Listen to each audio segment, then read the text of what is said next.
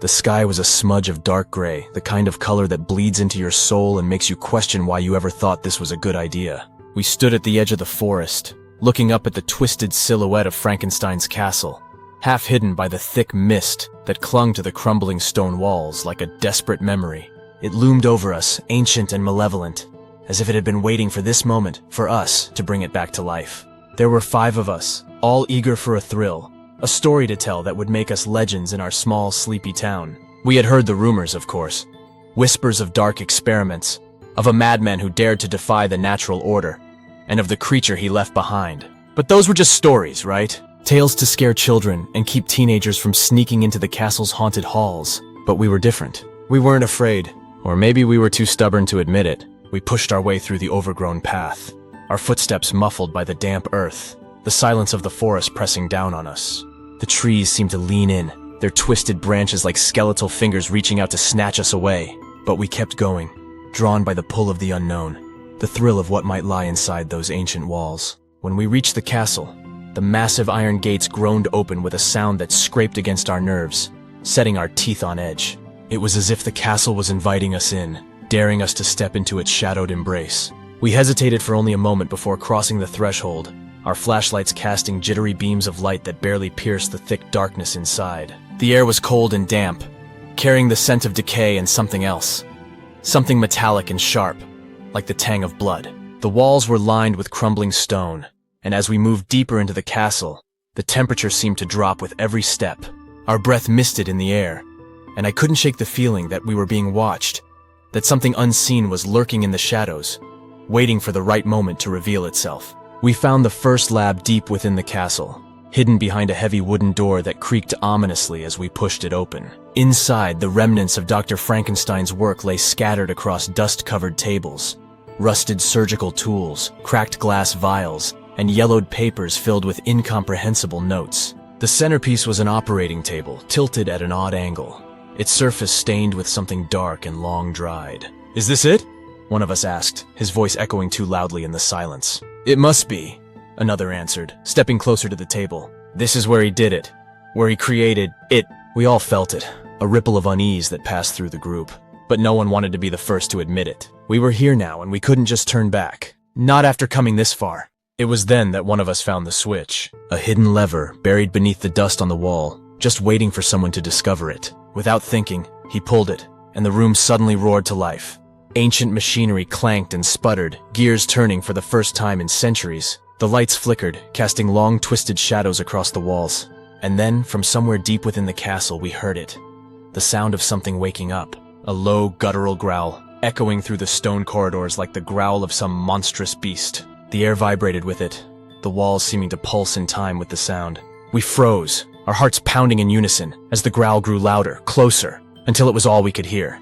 And then it stopped. The silence that followed was deafening, more terrifying than the growl itself. We stood there, too afraid to move, to even breathe, as the seconds stretched into what felt like an eternity. And then, without warning, the door to the lab slammed shut with a force that shook the entire room. We spun around, flashlights darting wildly, but there was nothing, no one there. We were alone, or so we thought. The growl returned, louder this time, reverberating through the walls, the floor, the very air we breathed. It was coming from somewhere inside the castle, somewhere deep and hidden. And it was coming for us. We had awakened something that should have stayed buried. And now it was awake, hungry, and angry. And it wouldn't stop until it had finished what its creator had started. We were trapped inside Frankenstein's castle, with no way out and no way to stop the horror we had unleashed. All we could do was run, hide, and pray that we could survive the night. But as the growls grew closer, and the shadows began to move on their own, it became clear that none of us would make it out alive. The castle had claimed its victims once again, and this time it would not be denied. The monster was coming, and it was going to finish us all. The growl echoed through the stone corridors, a malevolent sound that seemed to reverberate through our bones. My heart was pounding so hard I thought it might burst, but I forced myself to move. We had to get out of that lab. Whatever we had awakened, it was coming for us, and staying there would only seal our fate. We bolted for the door, but as we reached it, a deafening crash rang out from the other side. The door buckled inward, as if something massive had slammed against it. We staggered back, eyes wide with terror as the door splintered and cracked, pieces of ancient wood falling to the floor. "There's another way out!" someone shouted, pointing to a narrow archway at the far end of the room. We didn't hesitate. We sprinted toward it, the oppressive darkness swallowing us as we plunged into the unknown. The archway led into a narrow, twisting passage that seemed to wind deeper into the castle's bowels. The walls were damp, slick with moisture, and the air was thick with the smell of rot. Our flashlights flickered and dimmed, barely illuminating the path ahead, and I couldn't shake the feeling that the walls were closing in on us, like the castle itself was alive and hungry for our fear. We ran as fast as we could, our footsteps echoing in the confined space. The growl followed us, growing louder, more insistent, as if the creature was toying with us, letting us think we had a chance to escape before it pounced. I could hear my friends' ragged breaths, the panic in their voices as they urged each other to keep moving, to not look back. But then something changed. The passageway widened, opening into a vast chamber that took our breath away. The walls were lined with ancient machinery, massive gears and levers coated in centuries of dust. At the center of the chamber stood a towering iron contraption, something that looked like a cross between a cage and an operating table, with heavy chains dangling from the ceiling. It was a horrifying sight, and yet there was something even worse, something that made my blood run cold. There was a figure standing by the contraption, its back turned to us, tall, broad-shouldered, and dressed in tattered, blood-stained clothes that looked like they belonged to another era. We froze, paralyzed by fear as the figure slowly turned to face us. Its face was a grotesque mask of decay. Patches of pale skin stretched over exposed muscle and bone. But it was the eyes that terrified me the most. Cold, dead eyes that glinted with a malevolent intelligence, as if it knew exactly what we were thinking, what we were feeling. It wasn't just a monster, it was something more, something with a purpose. And then it moved. The creature lunged toward us with terrifying speed, its massive hands outstretched, reaching for the nearest of us. We scattered in every direction, our screams echoing through the chamber as we tried to escape its grasp.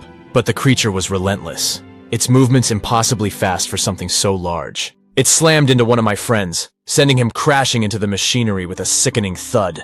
I watched in horror as the creature grabbed him by the throat, lifting him off the ground with ease. My friend's eyes bulged with terror, his hands clawing at the creature's arm, but it was no use. The creature squeezed, and with a wet crunch his neck snapped. The lifeless body was tossed aside like a rag doll, discarded without a second thought. We were next.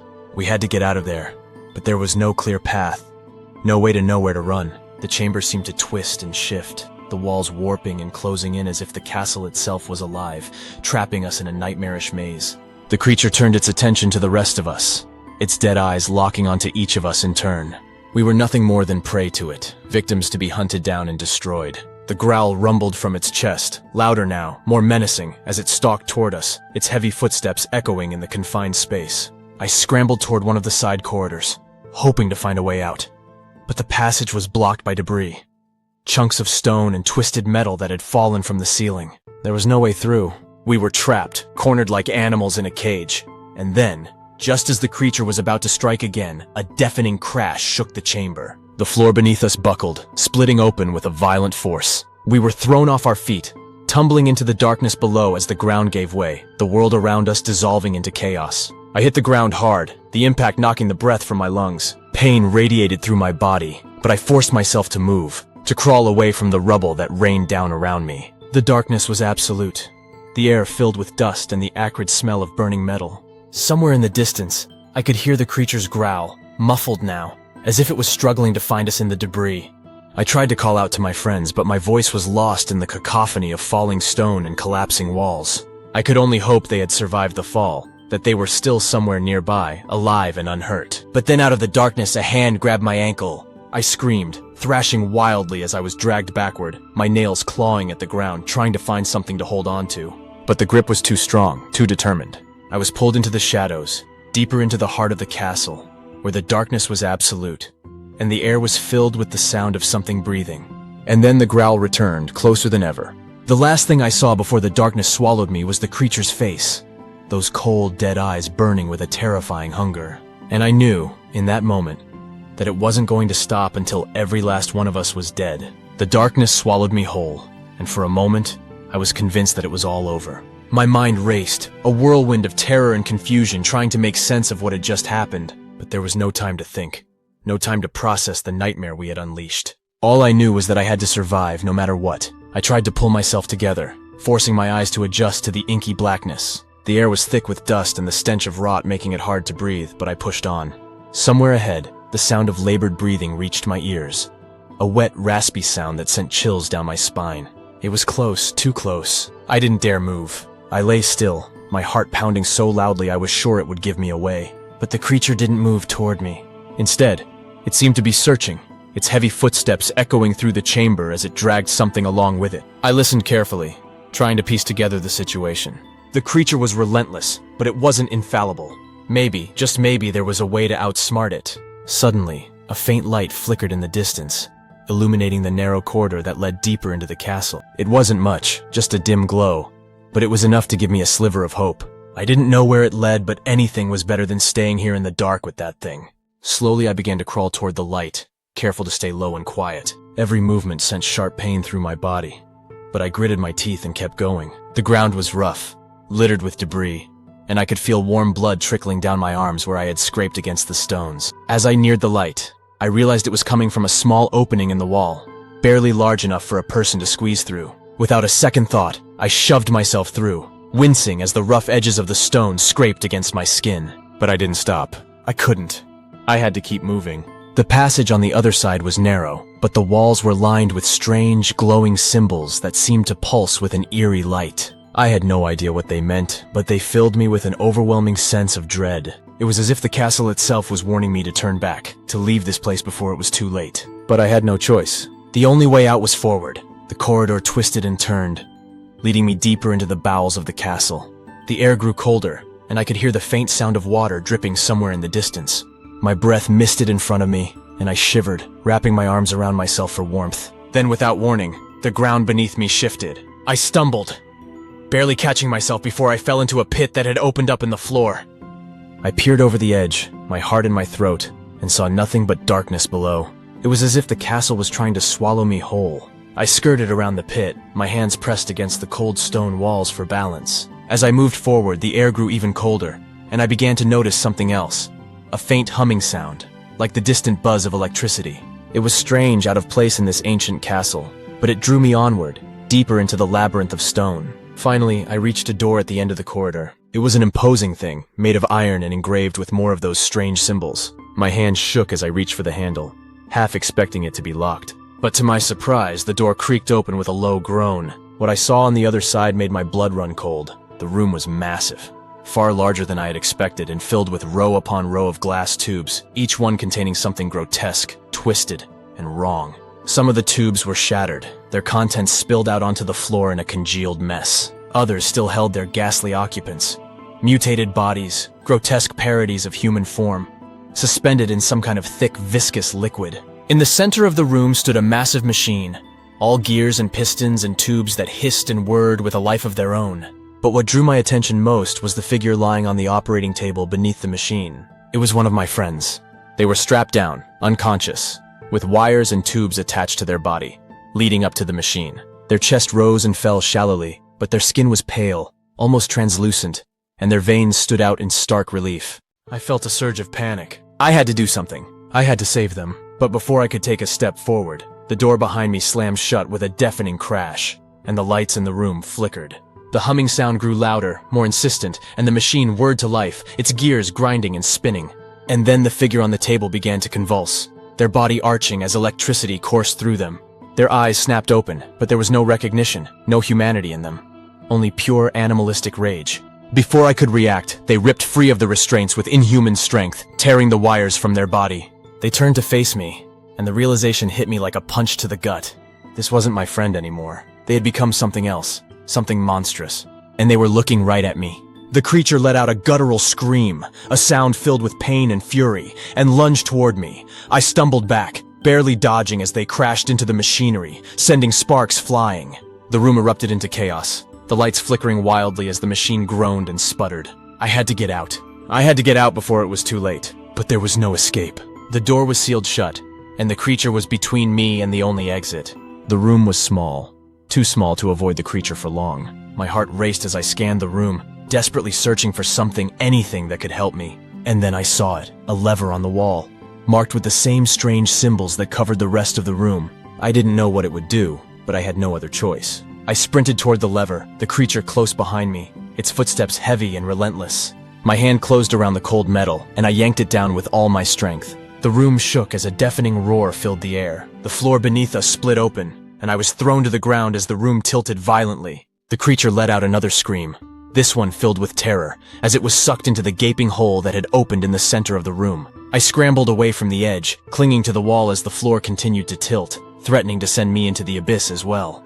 The room was collapsing, the walls crumbling as the machine went haywire, spewing sparks and smoke. And then, just as quickly as it had begun, the chaos stopped. The room stilled, the floor leveling out once more, and the roar died down to a low hum. But the creature was gone. It had been swallowed by the abyss, along with whatever remained of the lab. The only sound left was my ragged breathing and the faint hum of the machinery that had somehow survived. I was alive, but I wasn't safe. Not yet. I had no idea what had just happened.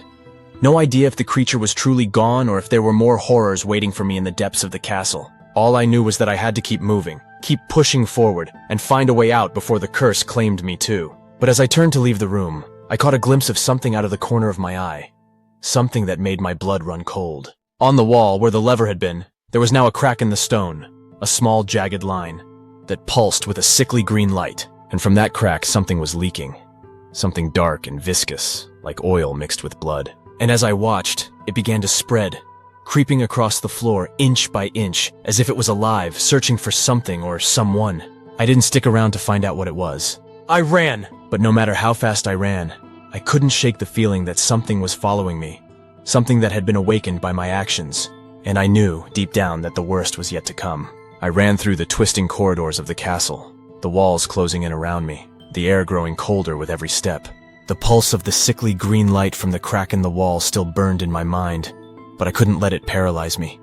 I had to keep moving, had to find my way out of this nightmare before it consumed me. The sound of something chasing me, something wet and heavy, echoed through the hallways, growing louder, closer. But then, just as I felt the weight of despair closing in, I saw it.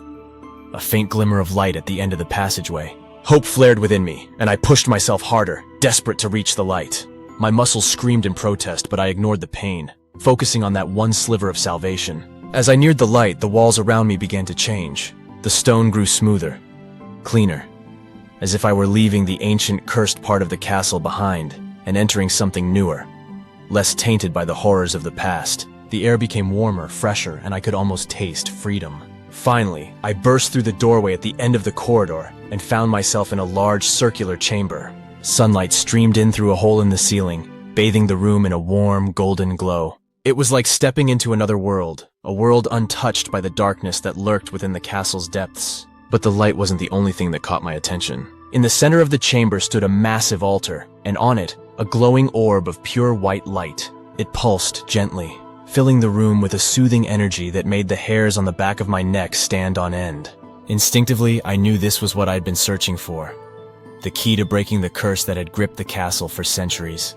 The stories of Dr. Frankenstein's experiments had always mentioned a source of power, something he had used to breathe life into his monstrous creations. This had to be it, but as I approached the orb, I heard the sound again.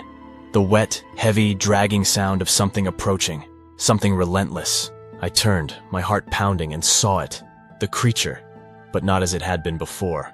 The thing that had once been my friend was now a twisted, horrific mass of flesh and bone, barely recognizable as human. The curse had consumed it entirely, turning it into a vessel of pure rage and destruction. It was coming for me, and there was no time to hesitate. I reached out and grabbed the orb, feeling a surge of energy pulse through me. The light was warm, comforting, but also powerful, dangerously so. It took every ounce of strength I had left to hold on, to channel that energy and focus it on the creature that was bearing down on me. The orb glowed brighter, the light intensifying until it filled the entire chamber. The creature let out a deafening roar, a sound filled with pain and fury as the light enveloped it, forcing it to stop in its tracks. It writhed and twisted, trying to escape the light's grasp, but it was too late. The curse that had bound it to the castle, to the darkness, was being undone. As the light grew brighter, the creature's form began to change. The twisted mass of flesh and bone began to dissolve, the monstrous features fading away, replaced by the familiar face of my friend. For a brief moment, their eyes met mine, and in that moment I saw recognition, relief, and peace. The light flared one last time, and then with a final pulse, it faded, leaving the chamber in silence. The creature, my friend, was gone, released from the curse. All that remained was a faint glowing mist that drifted up toward the hole in the ceiling, disappearing into the sunlight. I collapsed to the floor, the orb slipping from my grasp and rolling away. The exhaustion of the past few hours finally caught up with me, and I felt the adrenaline drain from my body, leaving me weak and trembling. But as I lay there, staring up at the hole in the ceiling, I realized something incredible. I had done it! I had broken the curse. The castle was silent now. The oppressive darkness that had filled its halls lifted. The air was warm, fresh, filled with the scent of earth and sunlight. The castle that had once been a place of horror and death was now at peace. I took a deep breath, savoring the fresh air, and slowly got to my feet. I had to get out, had to find my way back to the world outside. But I knew deep down that I would never be the same. The horrors I had witnessed, the friends I had lost, those memories would stay with me forever. But so would the knowledge that, in the end, I had done something good. I had freed the castle from its curse and given my friends the peace they deserved. I walked toward the light, the chamber growing brighter with every step. As I reached the exit, I took one last look back at the castle, now bathed in the warm glow of the setting sun. It was no longer a place of fear. It was just a castle, old and forgotten, its horrors left behind in the darkness where they belonged. I stepped out into the sunlight, feeling the warmth on my face, and for the first time in what felt like an eternity, I smiled. The curse was broken, the nightmare was over, and I was alive. And I knew, as I walked away from Frankenstein's castle, that the light would always be with me, guiding me forward, away from the darkness, and into a brighter future.